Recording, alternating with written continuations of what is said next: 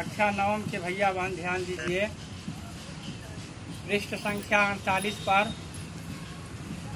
17वां श्लोक है। तद्ब्रूहि वचनं देवी राज्ञो यद अभिकांक्षितं करिष्ये प्रतिजाने च रामो द्विर्न विभासते। इस श्लोक में बताया गया है कि राम माता कैकेयी से कहते हैं कि हे माँ कैकेयी, आप उस बात को बताइए जो महाराज की इच्छा है, मैं उसे पूर्ण करने की प्रतिज्ञा करता हूँ।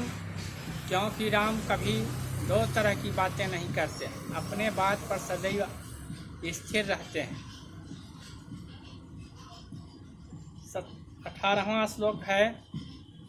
तम आर्जवम समायुक्तम अनार्या सत्यवादिनीं उवाच रामं कैकेयी वचनं भृंसं दारुणम्।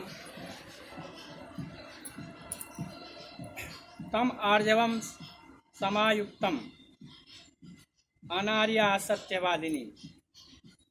तम माने उस राम से, उस सीधे साधे सरल स्वभाव वाले, सदा सत्य वचन बोलने वाले राम से उस दुष्टा कैकेयी ने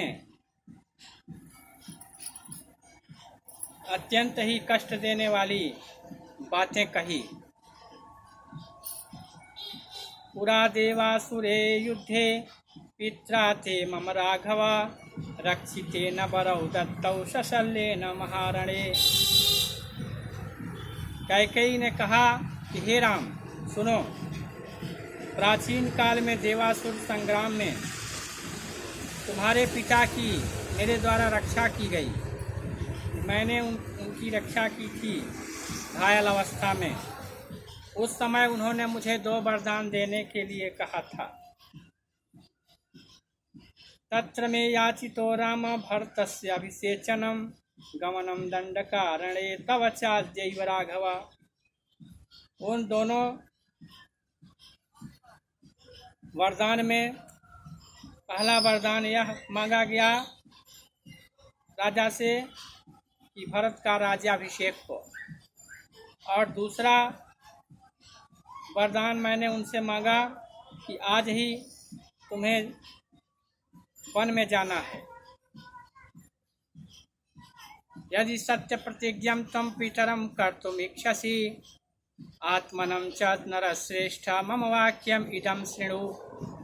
यदि तुम अपने पिता के वचनों को सत्य करना चाहते हो, सत्य प्रतिज्ञा कर रहे हो, अपने पिता की वचन की इच्छा को पूरा करना चाहते हो, तो हे नरश्रेष्ठ, हे महामानव, तुम मेरे इस वाक्य को सुनो।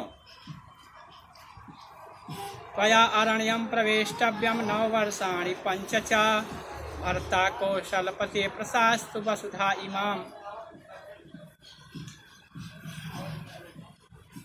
तुम्हें आज ही 14 वर्ष के लिए वन जाना है, और इस अयोध्या की भूमि का शासन भरत के हाथों में होगा। शासन सत्ता भरत के हाथ में रहेगा। तद अप्रियम अमित्रघ्नो वचनम मरणोपमम श्रुत्वा न पृच्छते रामः कैकेयीं चैदं ब्रवीत।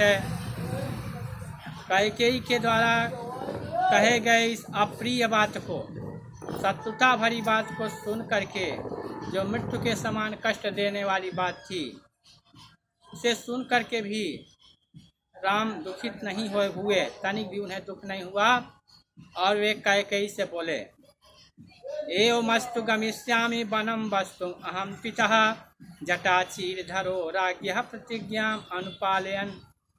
ठीक है माता जी, मैं निश्चय ही वन को जाऊंगा, और सन्यासियों का वेश धारण करके महाराज की प्रतिज्ञा का पालन करने के लिए मैं वन में अवश्य जाऊंगा।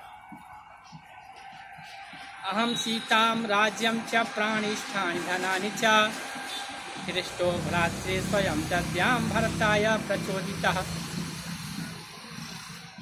भाई भरत की प्रसन्नता के लिए मैं सीता को, राज्य को, प्राणों से प्रिय धन को, यह सब कुछ स्वयं ही स्वप्रेरणा से देने के लिए तत्पर तैयार हूँ। न हेतो धर्माचरणम किंचिद अस्ति महत्तरम यथा पितरि शुश्रूषा तस्य वा वचन क्रिया।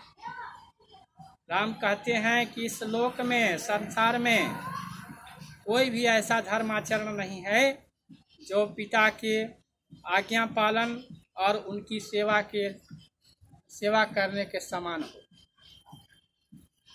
अतः मैं पिता की सेवा और उनके वचन पालन के लिए 14 वर्ष के लिए वनवास कर जाने के लिए तैयार हूँ। इस